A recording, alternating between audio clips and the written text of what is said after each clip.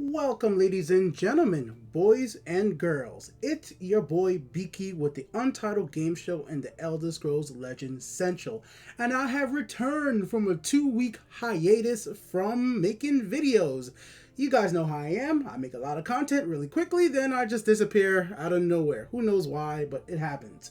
And I have returned to bring you one of my more crazy decks, because you guys clearly seem to like when I do some of the craziness, especially involving singletons. So thank you guys for those upvotes. And you guys have seen my singleton decks before. They definitely clearly can work. They can get their wins. And I think I'm about to do something that I just think is kind of nutty. And you're going to see from the match you're going to showcase. So hear me out here, guys. The concept is nuts, but it really does work. It is the Crown Prince that was promised, the Game of Thrones deck. Because we need to make ourselves a prince to rule the Iron Throne. Now, no spoilers, obviously, but Game of Thrones has been pretty popping as late. And I've been enjoying Game of Thrones. I wanted to make a deck that inspired off of that and take something that's really important to us. Somebody really special for all of us. Our adoring fan. The fan that makes us happy. Who always here to greet us. Who's always there when we need a little bit of a smile on our face. Or just somebody to push out of the way who's really annoying. But I'm saying we're going to make this fan a king. How are we going to do that? Well, we're going to put this fan on top of the best throne there is. The best throne of all, the Ruby Throne. Yes, we're going to crown the adoring fan via the Ruby Throne. So this is the plain and simple concept of this deck. It is a singleton deck, all about having a Adoring Fan out as soon as possible so you can keep on returning, a Ruby Throne to give Adoring fans the possibility to become crowned and get powered up, and every other card in the deck is just a flow along with the singleton deck. It has 34 creatures, 9 actions, 2 items, 5 supports, 4 prophecies. Those 5 supports, people might wonder why 5 supports. Well, just you might need those supports, so I have them in here. Plenty of ways to steal your opponent's creatures and keep them as your own. Shadowfoot's in here. We have some more pickpocket type stuff and lots and lots and lots and lots and lots of unique creatures just in case, because you definitely do not want to give your opponent the effect of Ruby Throne because it could lead you into bad situations. Now, I know some other people will be thinking Ruby Throne's technically a pretty bad card. You know, it could help your opponent out too. Just wait a moment. I have another video coming for you guys real soon all about Ruby Throne and why it's actually my favorite new card in the recent expansion. I have been experimenting with this card and I think it definitely does have a place in the fun factor, especially if you make new types of decks that I've never seen before. And I have a video coming up all about this card very soon, but for right now, the first video I'm going to show you is the one featuring, well, the singleton version, and then we have a scout version which you guys can take a quick little look at right now, featuring the Ruby Throne as well. And I will show you guys why this deck has gotten a bunch of wins for me.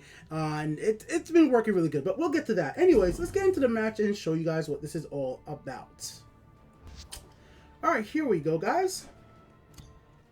May the fates smile. So we got Ruby Throne in hand, Adoring Fan in hand, and we got the Deathless in hand off the bat. So pretty good starting hand if you're going to be going for this strategy. Especially even the Deathless, as this is a singleton deck facing against a mage deck, which will have a bunch of removals, just knowing how mages decks have worked in the past. So the concept here is you can't play Ruby Throne unless you have a creature out on the field. Well, you can. You definitely can, but you wouldn't want to do that because you wouldn't be able to choose the creature that gets the effect. You might risk having it be a situation where your opponent could go ahead and actually summon a creature that has be a unique creature and take advantage of the crown from Ruby Throne. So Adoring Fan is out there as soon as possible. Like momentum wise, this is just a little bit of defense. It's not going to help you out that great. So you might, if you're playing against a super aggro deck, it's going to be a hard times for you, but you're playing singletons anyways, and playing against super aggro with singletons really sucks. Now here's the most key things that a lot of people might not realize with Ruby Throne. You don't need to play it. Just don't play it right away. wait, it's okay to not have it out there. If you don't think the situation is correct, that you can always have the effect affecting your own creatures, just wait a few turns and wait till you see the most optimal time for you to play into the throne. So the reason why I did this right here, instead of playing it onto a Dawnfang immediately when my opponent's going to trade into a Dawnfang, and I'm sure my opponent's playing in some type of unique creature in a mage deck, in ranked at that. Come on, we're playing rank in the mage deck.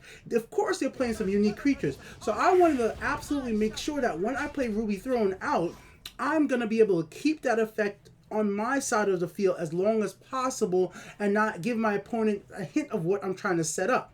So the Dawnfang will go away and they'll return later on, and if my creatures that I choose to put Ruby Throne onto gets taken out by bait, because we're gonna be baiting out removals. This is the whole key with Ruby Throne. That's what makes it such a cool card. You're gonna be putting it on creatures and your opponent's gonna be like, oh no, I gotta use Piercing Javelin. I gotta go use another card to get rid of this creature is gonna be getting powered up every single turn as soon as possible. So there you go, casting the time right there. I only have one copy anyways. And then we get into Daggerfall Mage. So here's the situation. So we're gonna play out Daggerfall Mage. We're gonna play into Ruby Throne. We know for a fact we have Deathless in our hand and we have Vivek in our hand. Two creatures, once again, who are unique creatures, and that we have a Dawnfang. So my opponent is going to want to take care of that stupid little bastard of a card right there, Daggerfall Mage on my side. They're reading my card right there, because most people don't play this card. Most general people don't want to waste a soul summon, soul gems to soul summon Ruby Throne, or just don't play the card. So I can understand a lot of people don't have an idea of what this card could do, and most times when I've been playing with people, take a second to read the card to see if they can understand the effect.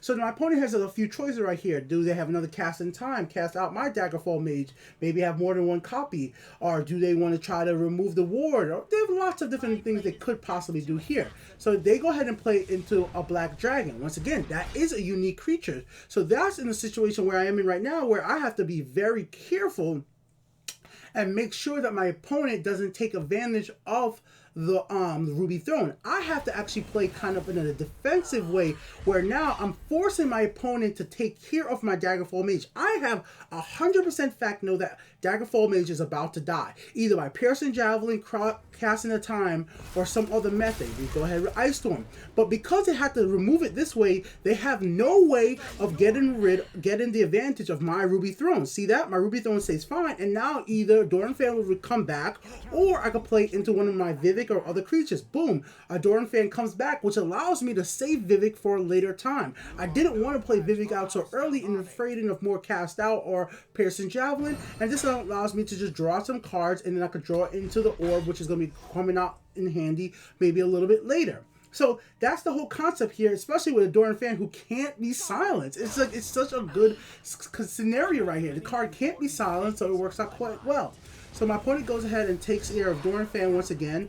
Now, next turn, what are they going to do? They're going to try to take advantage of Ruby Throne, not knowing that, of course, this whole thing I'm doing right here is all about making sure that I keep the advantage. I have no fear of attacking my opponent. Most unique cards that do not have Prophecy, I play into Vivek right here. Boom, I get the advantage of Ruby Throne once again, keeping this thing for myself. All I'm going to be doing is keep on having paces, keep putting out those powerful, unique creatures, or having a Dawnfang come back to the point that, bam, my opponent plays into a creature that could possibly get the advantage of the Ruby Throne, but they can't take it because I have such a powerful creature. They have to deal with me.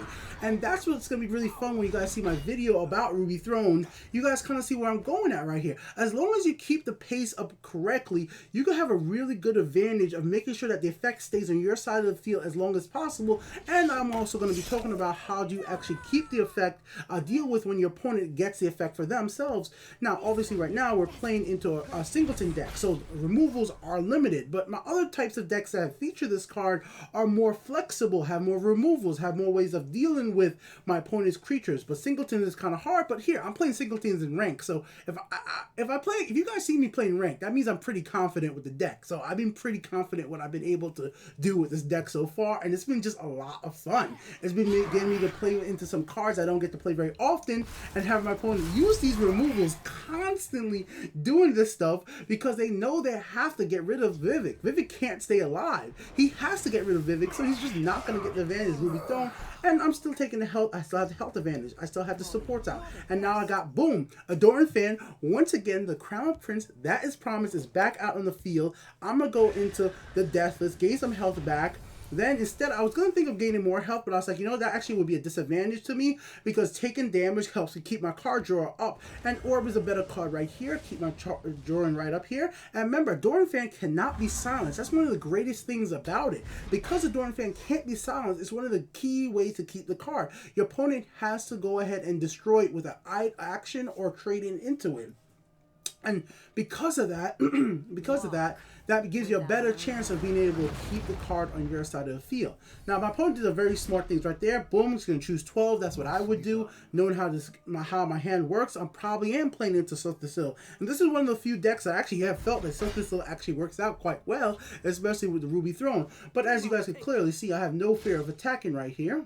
I made sure I had enough room in my hand for the right amount of cards. If they get the Piercing Javelin or something like that, I wanted to make sure it happened before I played into the Dragonborn. I get myself the Seducer Darkfire. Boom, steal that. Now my opponent can't play 12 cost creatures either. So that puts him at a limited playing into Sotha Sil or any other 12 cost cards out there. Now he could play the Deathless, Dragonborn as well and steal his own creature back. But I don't know if he wants to do that. And as you guys see, I clearly have some of those new cards to reactivate my summon ability. And on top of that, the Dawnfang is just chilling there being the Crown Prince. He doesn't need to be the best prince in the world. He just got to do the job. Represent for his clan, man. He's protecting the Dragonborn. Who ever thought that? The Dragonborn got himself a brand new friend. But yeah, so my opponent's right here just thinking about what they want to do. As you will see clearly, the hand is very, very late game. And with that being said, the deck altogether is very late game. So you're going to have some problems, especially being Singleton, playing against opponents that are playing heavily into aggro. But I feel like Singleton's always had that problem anyways. And anytime you can make a Singleton deck that you can play even in beginning rank decks, I fucking love it. I just absolutely do. If you could play Singleton in rank and feel like you actually could accomplish a few wins, I think you've done something correct nonetheless. Now, and I didn't want to make the deck to be completely dependent on getting out those Singleton cards to win, and that's what was so much fun about this one right here. So here we go once again, and we're going to have that Crown Prince come in really handy once again, because that guard is such a good guard as well. I was thinking about adding it to this deck, but I just really didn't want to do that. Because I was like, you know what? I need to have an item to it to keep momentum. I want to keep very strong cards around. So here's what we're going to do right here. Boom. Take his ability. Why I do that? Now watch how this all plays out. Now that I know that my opponent can't get a prophecy from at least one of those runes. Great. We're going to go ahead and use You won't get past me. The Crown Prince. Because he has more health. He survives. I attack right there. And then I just use my opponent's lightning bolt that I stole from him to win the match. Look how great that worked out, guys. Yeah. I just love this type of deck, guys. I just absolutely love this type of deck.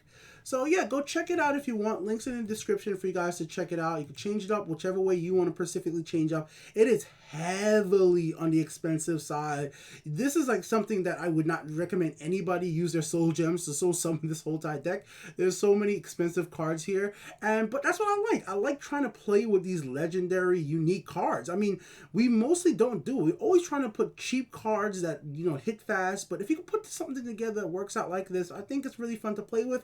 And I'm definitely going to be talking about the Ruby Thrones soon again. I really want to actually get a premium version of this, because I think this card could really be fun if you played it in the correct way and making sure that you keep momentum and you keep the effect for yourself as long as possible. And it finally gives a good use for that premium version of a Dawnfang that we cannot soul trap till this day. Anybody else out there like me want to soul trap this damn card, but they still will not let us do it. We can't get rid of the Dawnfang, so why not turn him into a card that we actually can use? We can't even get rid of the damn regular version, and we can't put them both in a deck. Till next time, later guys. I'm glad to be back for right now. Hopefully I don't disappear again. If you don't want me to disappear, like the video and actually leave a comment. That'll let me know that you guys maybe enjoy my content and want to see me keep making videos. I don't like when I don't see comments. I'll be like, oh, okay, I'll just play the game. Maybe I won't make a video. So leave a comment, say something.